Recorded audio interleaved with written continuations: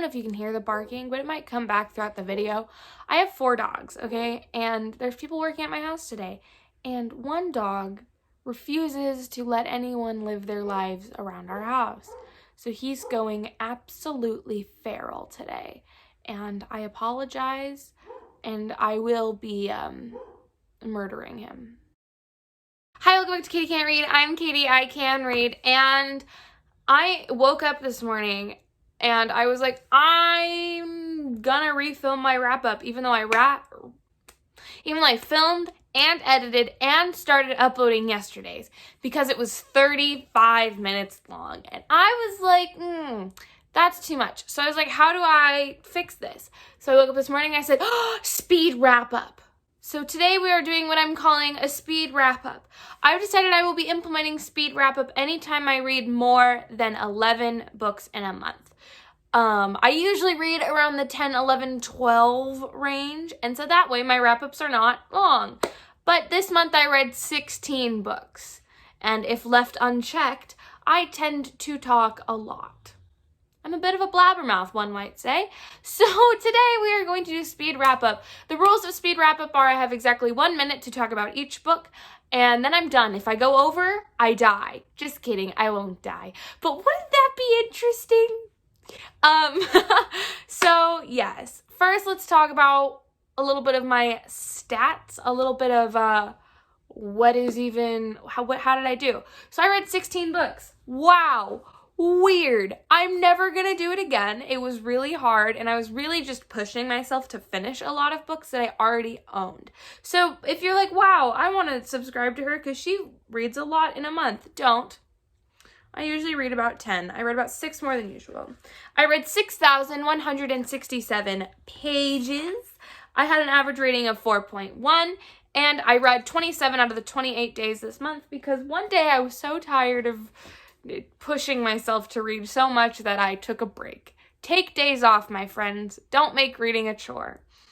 I had 1 DNF this month, and I feel relieved. It was my first ever DNF. If you know me at all, you know that I don't DNF very often, if ever, because I'm always like, I'm gonna give it a chance. But I'll tell you which one I DNF'd and why when we get there.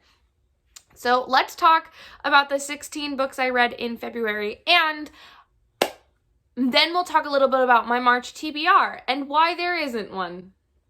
Okay, let's discuss, shall we? The first book I read this month is The Falling in Love Montage by Sarah Smith. I read this for my romance reading vlog, so you guys got a lot of my thoughts on it as I was going. I enjoyed this book. I thought it was really fun. I gave it 3.5 stars. I thought it was a sweet sapphic romance, and it was also really well mixed with like a standard coming of age situation. There was a lot of like internal growth for our main character. It was just a really fun time. There was a lot of fun rom-com type moments. I liked the way that the characters were foils for each other, and I just thought it was really sweet. There was not much more to it. It felt kind of like reading a Becky Albertalli book where you're like, this was good. Is it a favorite? Probably not, but it has its importance in queer literature. The second book I read this month was Beach Read by Emily Henry. I also read this in my romance reading vlog, so you'll get all my thoughts there. I enjoyed this, but I also didn't think it was like the most romantic, the most wonderful romance I'd read. It was fun. I read it in a day and a half. I thought it was sweet, but I was wanting more.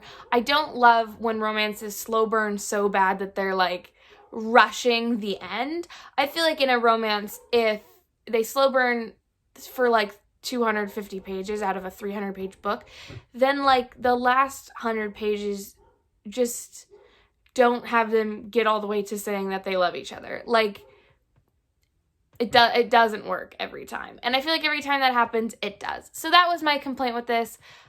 That's all.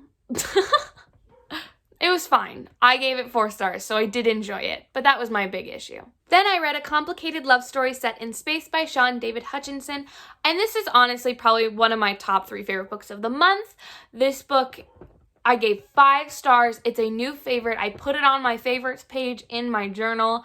I love this book. It was so much fun. It plot twisted in ways I didn't think it could ever go. There were characters that were complex and likable, a found family element. Every character was queer. Every single one of them. It was mystery, it was sci-fi, it was romance, it was everything. I will be recommending this one like crazy. Consider it a staple of this channel now. I am obsessed with this book. I'm obsessed with this so much that I read it on ebook and then I went out and bought it physically so I could hold it. Because look at that cover, it's cute. Then I read Autobiography by Christina Lauren, and this book was a 3.5 star for me. It was fine. I didn't really feel for the romance of it. I didn't love the characters, and some of the actions that the main character did, I was like, eh. But I did really like the introspective look that this book had on the relationship between religion and growing up queer and just how that plays out. I thought that was a really interesting take on it that this book portrayed, because a lot of the time when that's even talked about in queer literature, religion is immediately a villain. And so to see it as more of like a gray area felt really refreshing and really cool. I enjoyed this. It was a good little book. Then I read How to Be Ace, a memoir of growing up asexual by Rebecca Burgess. And this book it was a little graphic novel about our author and her experience growing up asexual. I give it 4 stars. Rating memoirs is always hard because, like, how do you rate someone's life experience? But I thought the art was stunning. I thought that her writing of this was very beautiful, and there's like a couple pages that are like informational, like not all aces are aromantic and that kind of stuff. So I thought that was really cool, and I don't relate to her experience personally, but I didn't feel like invalidated by her experience, and I think her experience is very valid. But I did feel comforted in knowing that other ace people are living.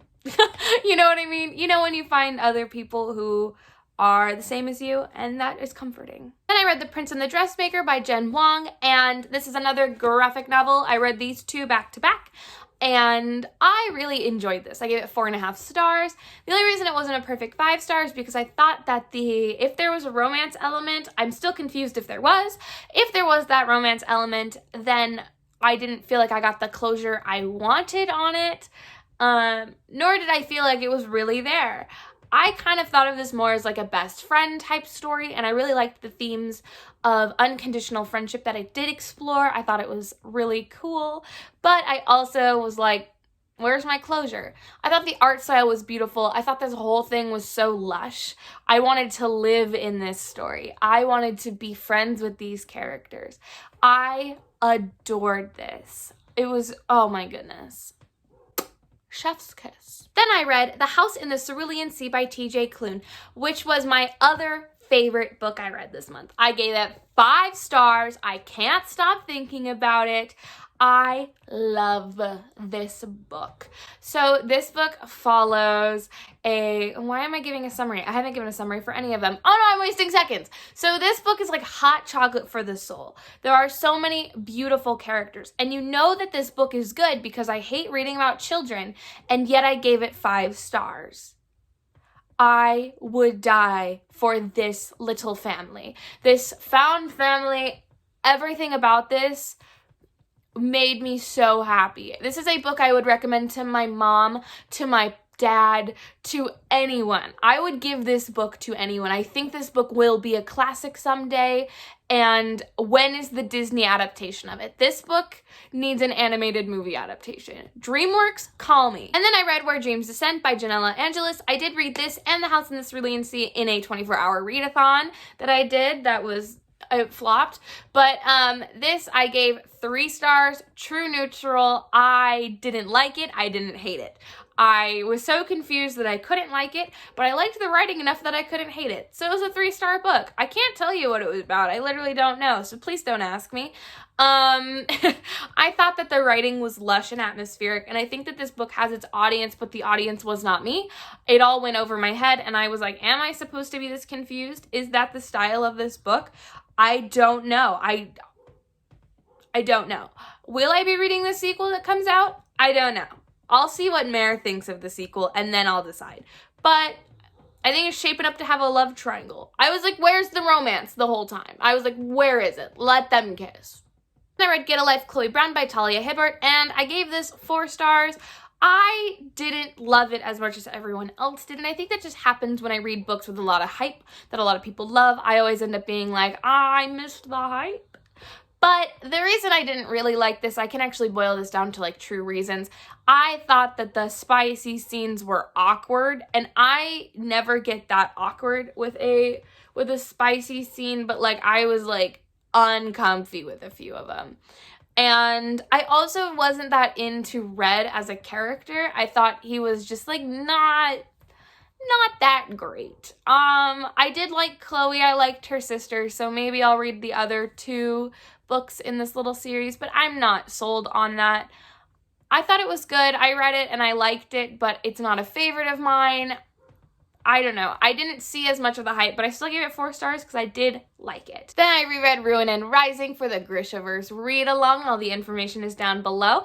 And I tabbed the heck out of it. I love this book. I read it in one night. I was originally going to give it 4.5 stars, but then upon reflection, I was like, screw it, 5 stars.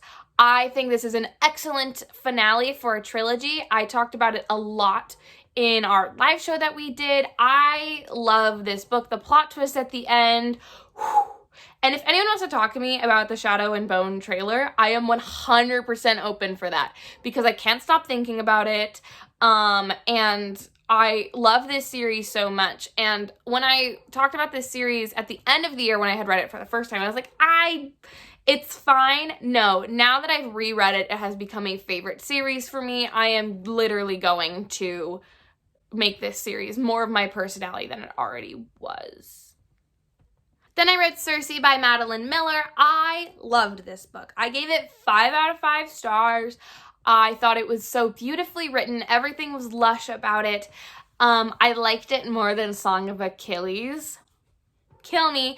But straight up, I went into this with lower expectations than I did with Song of Achilles, so I liked it more. But I really liked the character study that we got of Circe. I liked that there was like a Greek mythology crash course throughout. You learn about all the heroes, everyone that was a big name in Greek history, in Greek mythology. You learn all of them. All the heavy hitters are there, or they show up a little bit. I loved it. I do think that this book, it would be tough for people to read without a large pre-existing data bank in their head of Greek mythology. I was luckily a Greek myth kid, so I was very familiar with all of the characters that show up. I had to take a water break. My throat is a little dry. Okay, we're back. Then I read another 24-hour readathon, These Violent Delights by Chloe Gong, and this book is worth it. Everyone who hypes this book up is correct. I give it 4.5 stars. The reason it's 4.5 is because I loved it, but I wouldn't consider it a favorite. I'm not going to probably reread it all that often. That's what determines my 4.5 to 5s. But I loved this book. I thought that the enemies to lovers aspect of it was so complicated and interesting. And it was an enemies to lovers situation that I had never really seen play out before, which I loved. The only thing I didn't love about this book was that I thought the romance element of this book was going to be a little bit more, but it wasn't. And also there were bugs as a plot point, and I was itchy the whole time. I was like, I'm fine. I did love this. Please read it. You'll love it. Also in that 24-hour readathon, I read A Touch of Darkness by Scarlett St. Clair, and this is not a great book objectively. Did I love it? Absolutely. I ate this book up. I read it in one sitting. I really loved this book. The only things I didn't like about it were similar to Chloe Brown. The steamy scenes I did not like. And I wish that there were soft moments between Hades and Persephone. Like, we never saw any soft moments. I also feel like sometimes that Persephone isn't portrayed correctly in like a retelling. I always feel like she's too badass right off the bat and too, I don't know, I just think that she's a little bit too hardcore But that's it. I did love this book. I ate it up. But it's not objectively all that good. I read From Blood and Ash by Jennifer L. Armentrout. This one was a wild card for me. When I got this, I was like tentative about it. I wasn't sure I was gonna like it. A lot of people were like, Katie, you're gonna hate it. I ended up giving it 4 stars. I really enjoyed this. I was confused for a while. I'll give you like a third of the book. I was confused. And the plot twist at the end made me violently angry. I had to stand up and take a lap so I didn't throw the book.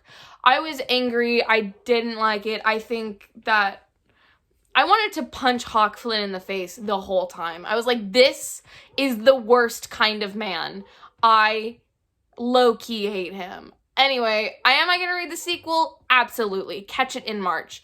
But beyond that, I did enjoy this. I read it in 2 days. I devoured it. I did DNF Fable this month, so I don't have a rating for it, but it was a DNF. Why did I DNF Fable? Let me explain. I was using this in the pirate vlog that I started, and it won't come for a while because I am so burnt out. I'm not doing any TBRs anymore for the month. There was nothing piratey that happened. I made it to page 211 out of 350 and not a single pirate thing happened. And also all of the characters felt the same. So I simply didn't care anymore. As I was reading, I was like, I don't care. And at this point of my life as a reader, I do not want to read books I don't care about. If I don't care about something happening in the book, if I don't care about the characters, if I don't care about anything, I don't want to read it. If when I'm laying in my bed at night and it's my time to read, and I don't want to pick up a book and read, I just want to stare at my phone, then I'll DNF it. It was my first DNF ever, and I am proud of myself. And then I read Bloom by Kevin Panetta and Savannah Ganichow. So this is a graphic novel. I gave it 4.5 stars. I thought it was really sweet. The only thing is it was a little bit too slow burn for my taste. I'm like, if you have only 350 pages, like let's speed that romance up. But it was a really sweet coming of age story about Ari and his just desires to move out, to move away. And I thought it was a really good story to read at this stage of my life, I guess, because I felt like we were kind of a similar age. And I don't know, I thought it was really sweet. And I loved the art style, and I loved that it was set in like a blue tone. It was really sweet and really pretty, and I recommend this one. Quickly, let's discuss what I'm doing in March. So I decided to not do a March TBR for anything besides the Cars Readathon. The Cars Readathon, join us. We started 2 days ago, and it's not too late. People are picking up and joining us. It's this week, and it's so much fun. We did sprints last night, and I had a great time. I wrote Shadow and Bone Cars AU fanfic. So, join us. It's embarrassing. Anyway, all the information's in my description. So for the Cars Readathon, I will be reading Vicious by V.E. Schwab. I started it last night. I'm really enjoying it. I'll be reading As Far As You'll Take Me by Phil Stamfer. I will be reading an arc that I got this week. I'll be reading, if I have time, I will be working Six of Crows into all of that when I read that, hopefully Friday or Saturday. And then, yeah. I am also going to be reading for the GRISHAVERSE read-along. I will be reading Six of Crows and Crooked Kingdom, and I will be, at the end of the month, reading King of Scars again, and hopefully be reading Rule of Wolves right as it comes out. I'm so excited for Rule of Wolves. I have like little theories tickling in my brain that I won't share with anyone. Maybe I'll read King of Scars a little bit early and then we can do like a theory video. Maybe I'll do a reading vlog of that. I don't know. We can talk about it. I love the GRISHAVERSE, and it's really sad that this is the last GRISHAVERSE book for a while. Sad, but we're getting a TV show, so like it's fine. And if you are not joined in the GRISHAVERSE read along, please know that it's not too late for you to join us. We have finished the trilogy, but 100% our live shows are still up and you can watch them if you would like to. Our Discord is still popping, so if you're behind but you would like to just talk to people about these books as you're reading them, go ahead, and you can always bounce things off of me at any point. We are about to start well, we started Six of Crows. The Six of Crows live show will be on my channel on March 14th. We'll be reading the whole duology and talking about the whole duology, so read both books. Read both books before we talk about them, because we'll probably jump right into Crooked Kingdom spoilers, and I don't want anyone to be spoiled. So that's pretty much my TBR. I kind of want to read a couple, like, series, because I'll be quarantined for 10 days, and if I do that, then there will be vlogs for it. If I don't do that, then, like, who cares?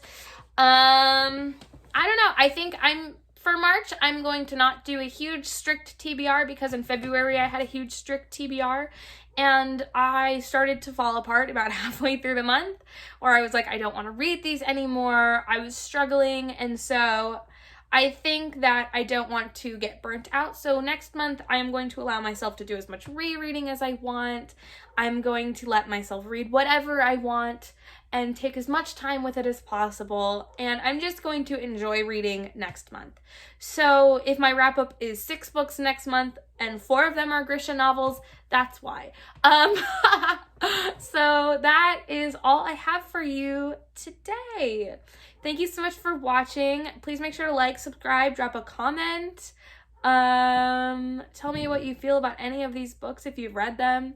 If you would like to read them and you would like to hear me like talk a little bit more about them, then absolutely. But beyond that, if anyone wants to talk to me about the Shadow and Bone trailer, please do. I literally am in love with Freddie Carter. I would marry him. I would 100% marry him. And that is all that I'm going to say today. Thank you so much. See you in the next chapter.